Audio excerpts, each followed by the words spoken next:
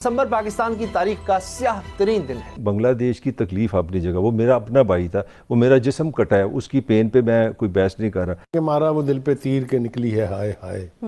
ये ऐसा मौजू है जिसको जब भी आप छेड़ेंगे हर पाकिस्तानी का दिल जो है वो दुखता है। ये दोनों सानेहात क़यामत से कम नहीं, मगर इन सानेहात से बड़ा सानेहा ये है कि हमने बतौर कौम इनसे कोई सबक नहीं सीखा। आपको पाकिस्तान बनाने की इतनी जल्दी थी कि आपने कहा जो मिलता है ले लें, आपने उसकी तकसीम ही नहीं ठीक कराई। मुल्क टूट गया, दिल टूट गए। ये एक दाग है मेरे ख्याल से हमारी हिस्ट्री पर, और ये दुख कभी खत्म नहीं हो सकता। आपने जब पाकिस्तान बनाया तो 1947 से उनको इंफीरियर समझना शुरू किया।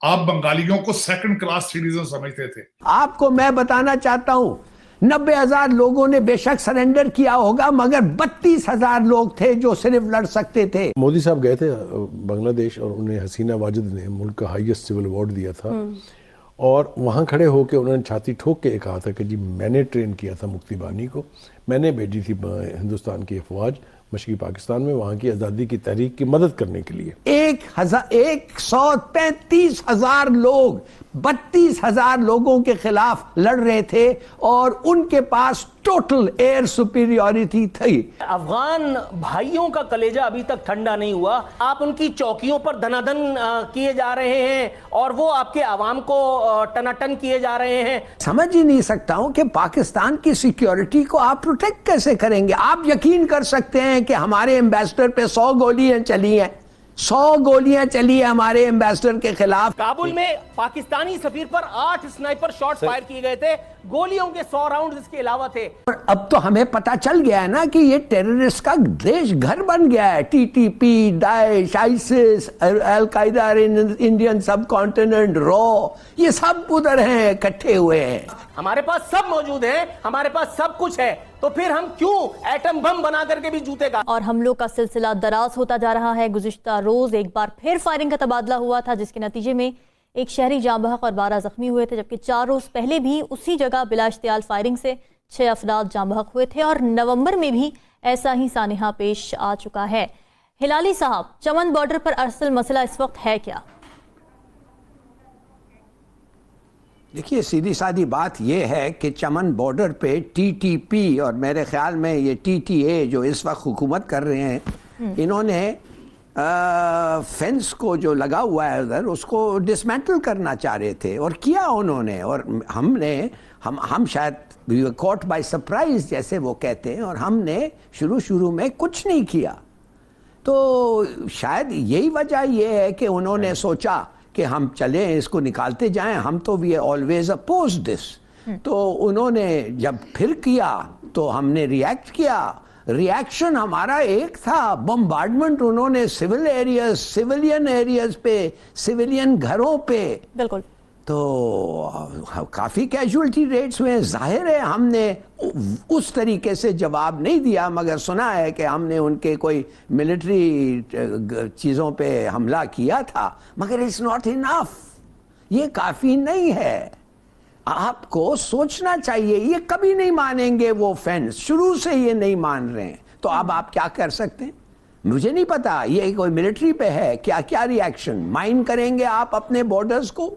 बॉर्डर क्रॉसिंग उनको ये करने के लिए क्लोज कर देंगे, बंद कर देंगे, ट्रेड को रिस्ट्रिक्ट कर देंगे, माने क्या करेंगे आप? इसलिए कि टीटीए जो है वो टीटीपी को तो रोक नहीं सकती, ना वो रोकने चाहती है। उनको उन्होंने पनाह दिया है, उनको उन्होंने हथियार दिया है, उधर से वो हमें अटैक कर रहे हैं। तो मैं ये समझ ही नहीं सकता हूं कि पाकिस्तान की सिक्योरिटी को आप प्रोटेक्ट कैसे करेंगे। आप यकीन कर सकते हैं कि हमारे एम्बेसडर पे 100 गोलियां चली हैं, 100 गोलियां चली है हमारे एम्बेसडर के खिलाफ। किधर से? एक घर जो पाकिस्तान एम्बेसी के ऊपर से वो देख सकता था। तो भाई, जब एक एम्बेसी है और एक टारगेटेड एम्बेसी है, आपने सोचा ही नहीं कि वो घर को खाली कराएं, या वो घर पे ऐसी सिक्योरिटी लगाएं, या कोई उधर से जाके 100 गोली। अब आप सोचिए 100 गोली कितने देर लगते हैं, और वो फायर करते गया है। اور اب تو ہمیں پتا چل گیا ہے نا کہ یہ ٹیررسٹ کا دیش گھر بن گیا ہے. ٹی ٹی پی, داعش, آئیسس, القاعدہ انڈین سب کانٹیننٹ, رو, یہ سب ادھر ہیں, اکٹھے ہوئے ہیں. اور میں آپ کو ایک دو چیزیں جلدی سے بتا دوں. جی 40 ملین افغانز ہیں, 39 یا 40 ملین. ان کے جو ڈالرز کی ریکوائرمنٹ ہے وہ سب پاکستان سے اسمگل ہو رہی ہے, بالکل ہمارے بارڈر سے وہ بات جا رہی ہے. تو کیوں نہیں ہمارے ڈالرز کم ہو جائیں گے؟ اور دوسری بات ہے گندم اور یہ وہ, ان کا خوراک ہمارے وہاں سے آ رہا ہے یار. تو کیا کر رہے ہیں آپ لوگ اس کے بارے میں؟ فال آف ڈھاکہ پہ وہ ایک دوست کہہ رہا تھا کہ یہ رائز آف ڈھاکہ ہے ڈھاکہ والوں کے لیے. آج وہ کہاں پہ کھڑے ہیں, ہم کہاں پہ. اور پھر دوسرا میں چھوٹی سی ایک بات بسد احترام شامی صاحب کے ساتھ اختلاف یہ کرنا چاہوں گا کہ جو معاملات اسٹیبلشمنٹ کے حوالے سے اس وقت تھے, ہمیں تو ابھی بھی وہ نظر آ رہے ہیں نا معاملات, کسی نہ کسی صورت رپیٹ ہوتے ہیں. اس پہ میں آپ کو تھوڑا سا, وہ جینیٹیکلی گردار رہتا ہے. اچھا 3 پوائنٹ ہمارا جو جی پی جو گروتھ ہے وہ 3 4 5 پہ لڑائی کر کر مار رہی ہیں, وہ 7 پہ جا رہے ہیں. اس بار یہ 3 مہینے سے مسلسل ہماری ایکسپورٹ کم ہو رہی ہیں.